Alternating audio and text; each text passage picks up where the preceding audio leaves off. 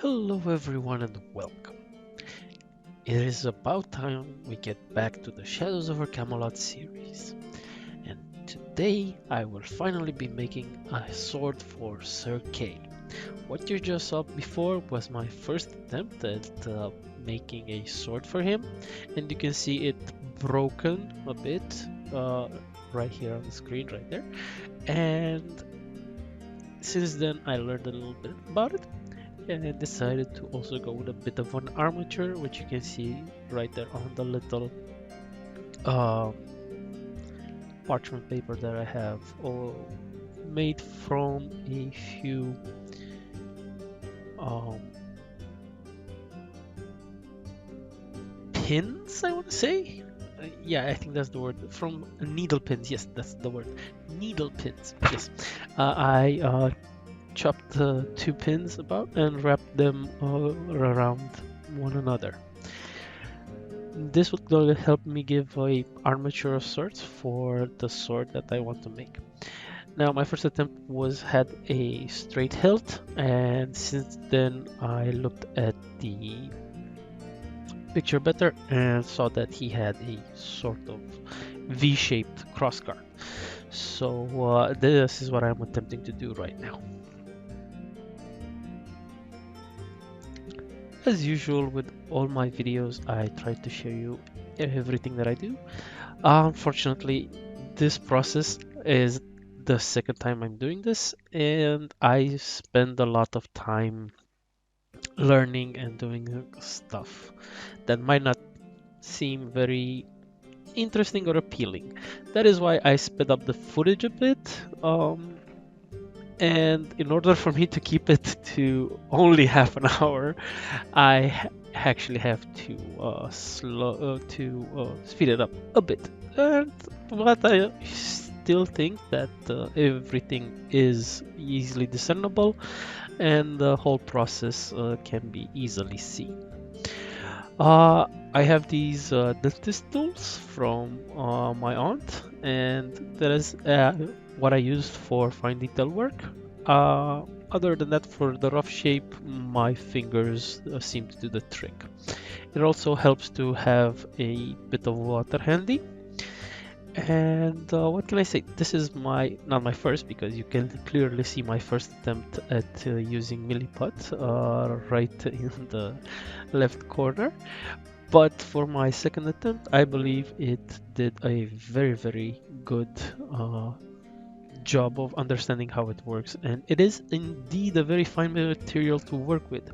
I cannot work to fully test this out further models to fill gaps and do other stuff. But I believe it's very useful even for creating new um, elements from scratch, new miniature elements from scratch. Now, what I am trying to do here is achieve a rough shape of the sword and its hilt along with its crossguard. So, first I just focus on getting it to the correct size and shape, the overall dimensions that I want to get right, that fit to the model. And since Milliput can be sanded down or cut afterwards, I really plan on doing basically the edges and the final shape after the Milliput has hardened. Now, I know this is not necessarily the best way to do it, but I find that I have much better control over sanding elements, and much easier. It would be better for me to um, easily take a little bit off the material and give it the final shape that I want once the Milliput has completely hardened. So that is what I'm trying to do right now, just get a overall shape of a sword, and I will handle the final edges and shape and size because I made it a tiny bit longer, and because I can always take off more element, but I cannot easily add extra milliput without waiting several hours for it to fully harden. Now, it might not be perfect, as in the reference picture and the original model actually had a flamberge, which is a sort of squiggly sword. I don't know if I'm using that term correctly, but what I'm trying to say is that it had this curved blade with different folds, no, with different waves in the blade, and I'm not going to do that. I could try, but I honestly preferred it if it looked a little bit better if it was a straight sword. I kind of sort of wanted initially to make like a great sword with handhold above the crossguard, but I realized that my skills were not that great. And again, this is my second time using Milliput, and it's first time I'm using to sculpt a model, any parts of a model. As you can see in the picture, the model is not only missing its sword, it is also missing its hands. Now I will get to the hands in a bit of in just a bit of time, but yes, I will also be sculpting the hands. Those I will do directly on the model. What's more there to tell about the sword? Oh yes, the quality. What I'm aiming for again is a tabletop quality, just good enough that it stands out as proxy and doesn't look too weird. And I'm hoping that any mistakes that I make in this process will be covered up by the paint. Again, it should be good enough. For a first time, I'm looking at it at the end right now. It's good enough. It's good enough for what I made. Not what you see in the video. I'm getting ahead of myself again. Okay. So, putting the final touches right now on this part of the build for now, and we will be moving on shortly.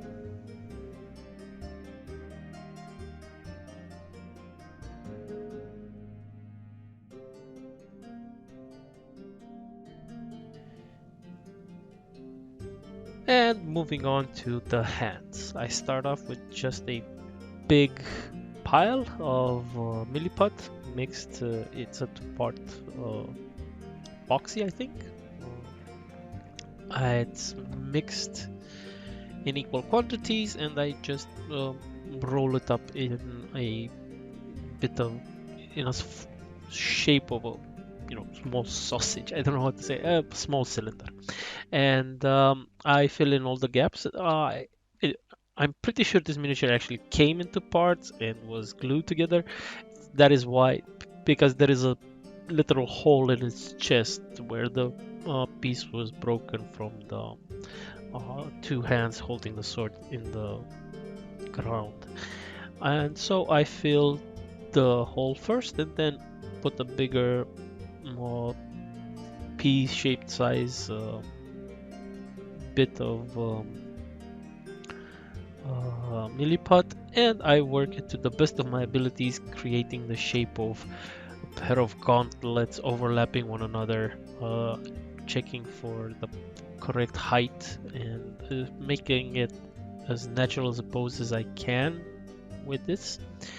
I can roughly say that it's somewhat easier to sculpt something that seems a bit more organic with curved shapes and that imitates the human body, so to speak, the body parts, rather than a fixed object with the set of dimensions and lots of straight lines. But that is just my personal opinion, and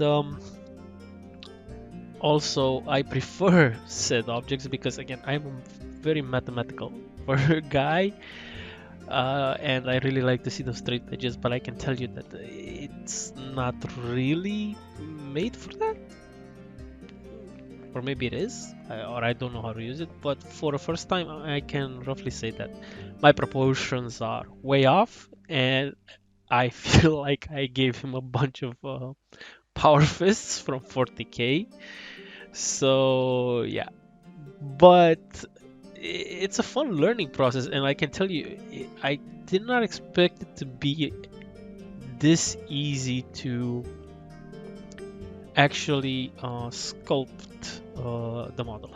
What I can tell you, however, is as you can see from my gloves, that when you do this sort of cut, especially since I picked the black one, you're going to get dirty on your fingers. So best use gloves when mixing this thing. You can literally see how bad it is on my fingers. That being said, the process literally involved just me pushing it into all the crevices I wanted it to go, and then try and give it those ridges that should appear from like the gauntlets or the small plates that would form them, and to give an idea of at least some sort of fingers or something interesting. You know, from full plate, historically, it would have been much easier for the blacksmiths, and most armors actually did not require fine fingers to work, not to mention the fact that it would have been incredibly cumbersome for them to actually use those fingers in full plate armor. And most gauntlets were actually a solid piece, but that does not actually look very nice. And while higher quality plate or those made for noblemen had embossings on those large plates, large hand-sized plates, let's go with that, making them on a miniature the first time you're doing it, not exactly easy to do. So I decided to just go with as basic a pattern as I could do, and also realizing now that choosing this black color might not have been the best idea for a video, because you can't really see what I am doing on it, with it being like a black spot on the video.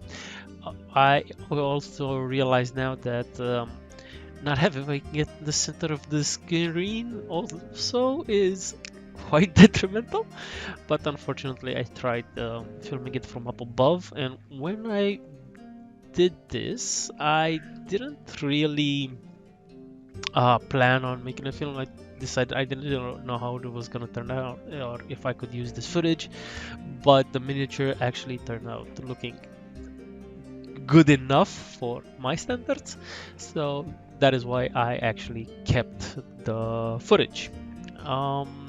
As bad as it was, there was no going back and making another one. What I can tell you from the first time that I tried making these parts, don't try to make them outside of the model, because that was my first attempt, including the hands. And while they did come out looking much better on just like a parchment paper, they were definitely way too big, the sword and the hands included, and it was almost impossible for me to use that set, the set I made the first time on the miniature, no matter how much I could have scraped off or cut, which is still my plan. Using those two tools, I tried to make the crossguard as straight and as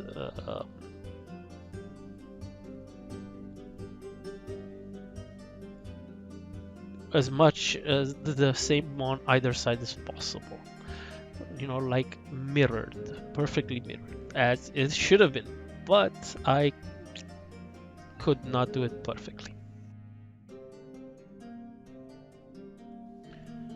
I can tell you that as time goes by, it and the Milliput becomes a bit more harder. It is somewhat easier to work with. It does not break as often as it should. The bonds between the molecules or something become stronger, and it actually becomes easier to work with. But if you wait too long, then it becomes too hard. This is a sort of feeling you want to find the sweet spot. I can tell you, I prepared a lot more than was needed. You can clearly see in both cases that I made way more Milliput than I could ever use for this small project. Fortunately enough, it does come in a huge pack for miniatures. And those big blobs that you see on screen, I will probably try to use as big rocks on a different project, see if I can give them some textures now, but they're rock solid right now. You can literally crack a miniature open with them. I don't know, I'll see what can be done with these. I'll try to find the use for them. Yeah, keep that in mind if you are like me, a person who really likes to use as only what is necessary. Yeah, now I just leave it like this to harden for a few hours. Insert days here. And I come back to do the final assembly and to sand it down. First up on the list, getting it to actually look like a sword. First up, making it straight, and reducing the the hilt of the sword, so that I get as much. I don't have to reduce the blade length. In the end, I had to reduce both the hilt and the blade in order for me to fit it correctly onto the miniature. First up, it's perfectly good way to use the table and to get a straight edge to your sword, and just slap the file down on the table and I just move the sword above it. Then try to give it a round and the same size, the same radius of the hilt, so that it doesn't stand out. And then, as you can see right now, I'm shortening the hilts. It doesn't have to be like it does. Initially I wanted to have the hilt with the jewel on the pommel, but I decided against it, as it would have been much more difficult for me to sculpt, and while it will not look perfectly as the picture did, it's still good enough for a tabletop game and for a board game. It is not, after all, a tournament miniature that you have to take or something like that, or a parade miniature. Next, I try to sand the edges to give it a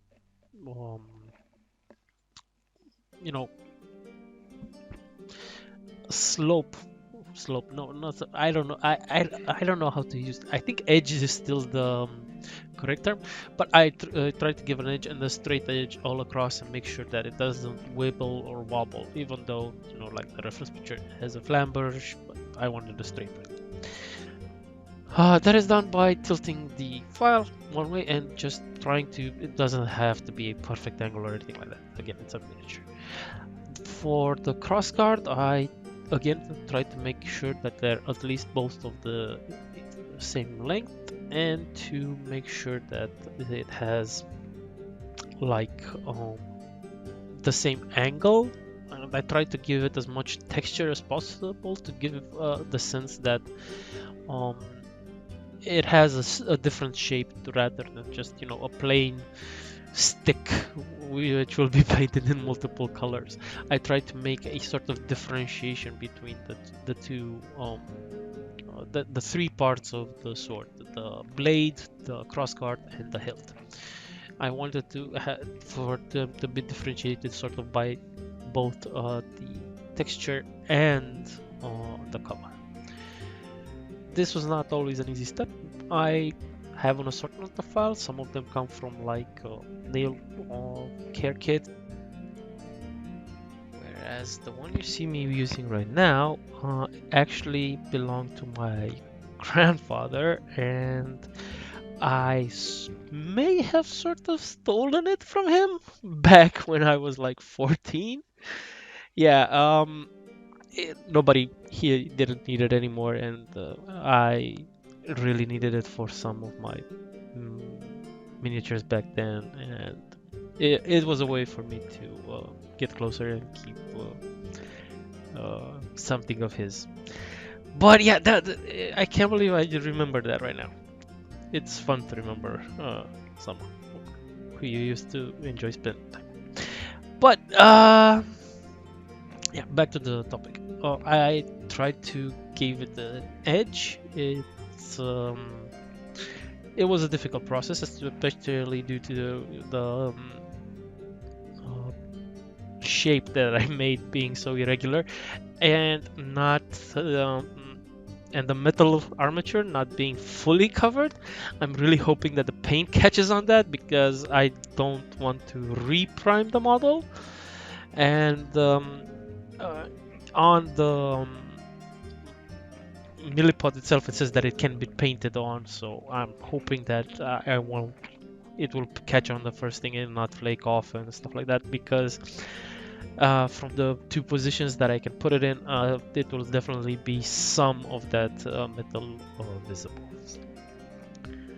I keep checking it to measure exactly how much I need to keep taking off, and I also try to give a point to the sword and give it an edge, despite the fact that it will actually be in the ground and not fully visible. But I think it should look as good as I can make it.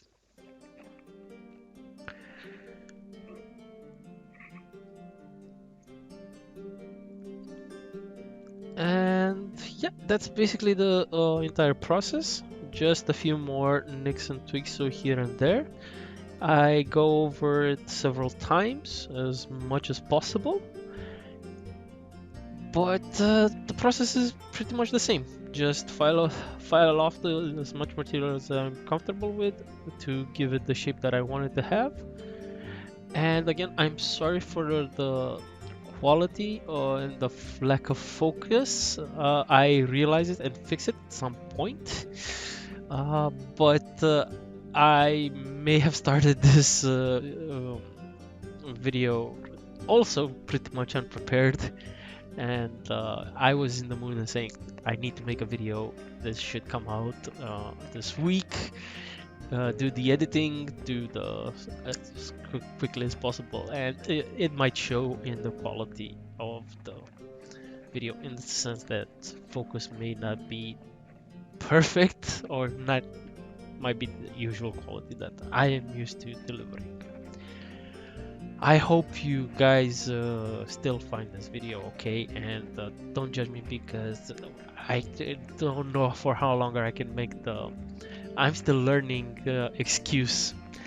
What I forgot to mention is that somewhere time in the project, I figured, hey, it would be fun to have the blade have like a shape going into the crossguard, and that is what I'm trying to do with like the edge, the very edge of the file in between the crossguard and the blade, to give it a dug in look.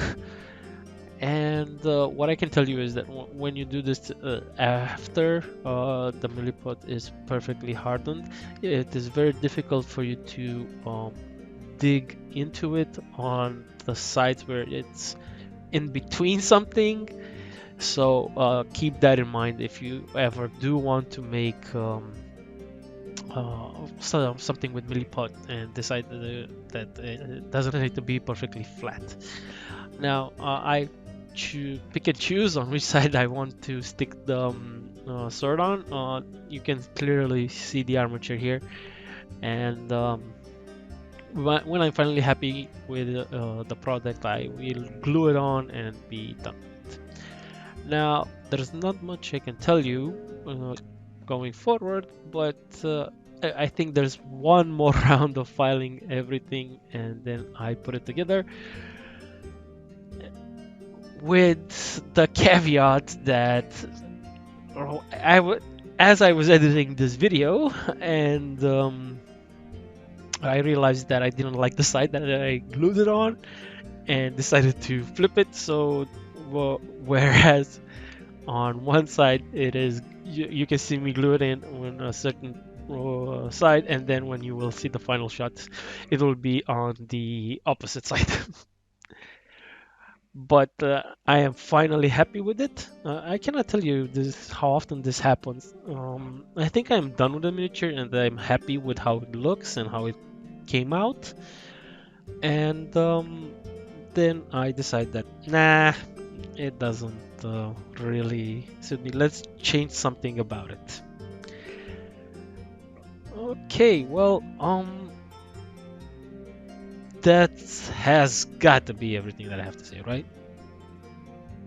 Nah, there's always a little bit more I can think of. Oh yeah, there is something regarding the files and the sandpaper. I actually have some incredibly fine sandpaper. I didn't really find the use for it. Just plain old nail file, as you saw there. And when you need to really remove some material, ordinary file. I have a set for fine mechanics, as you can see over there. But yeah, that seems to do the trick. So you don't really need to like fine sandpaper for tabletop quality. I have that. They were leftovers from some other project. I'm talking about very high grid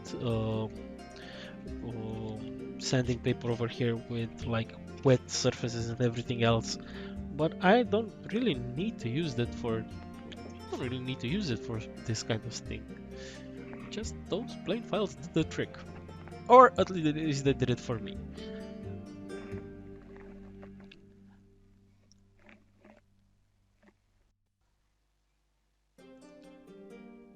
As a few final thoughts, I just want to thank everyone who has subscribed recently, especially those of you coming from Instagram. I know I have been quite active over there lately, and thank you all for subscribing.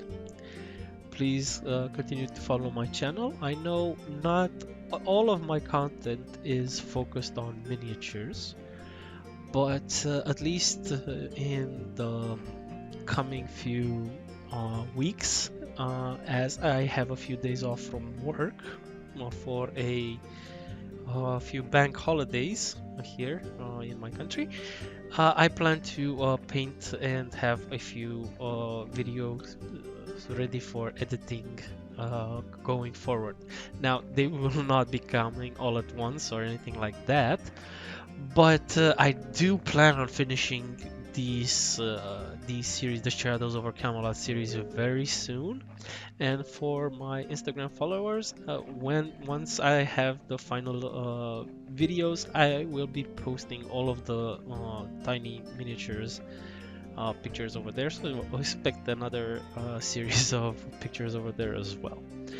Again, thank you all so much for subscribing, and when I reach 100 subscribers, I promise to have a big update, as in I plan to, like I mentioned before, change my studio setup. As you know, I have that big box that I made, designed specifically to be portable and to be a full working studio with paint, tools, and different work areas all accessible in one place. I want to have a permanent studio in the same space as my PC desk. So that is what I'm planning on building for 100 subscribers, and share the plans with all of you who have um, uh, limited uh, hobby spaces. And to boot, I do plan on making this another series for building it, to film the entire process of how to make it, and for this additional studio to still be, you know, um, fully integrated in your normal furniture, so to speak, and not take up, um, you know, like space or look inaesthetical in your house, and also be as compact as possible, because that is my problem with my current setup. So what I plan to do for 100 subscriber is to make a different box, one that will be permanently fixed on my desk and up my wall, and which will also contain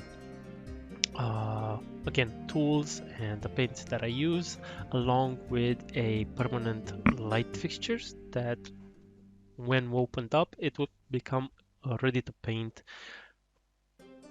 studio and filming area. Now I will leave you with the final shots, and I hope you enjoyed my first use of the turntable I made in the previous videos. Have a great day, and I hope to see you in the next video.